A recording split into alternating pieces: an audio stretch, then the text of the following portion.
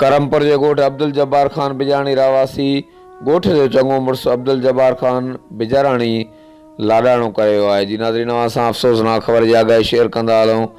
करमपुर जे ॻोठ अब्दुल जब्बार ख़ान बिजाणी रहवासी ॻोठ जो चङो मुड़ुसु अब्दुल जब्बार ख़ान बिजाराणी वफ़ात करे वियो आहे, जंहिंजी जनाज़ा नमाज़ संदसि अबाणे ॻोठ अब्दुल जब्बार बिजाणी लॻो ॻोठ मीर नसरुल्ला ख़ान बिजाणी में अॼु मंझंदि जो 1 वॻे अदा कई वेंदी। जी नाज़रीन, असां करमपुर मां अफ़सोसनाक ख़बर जी आगाही शेयर कंदा हलूं।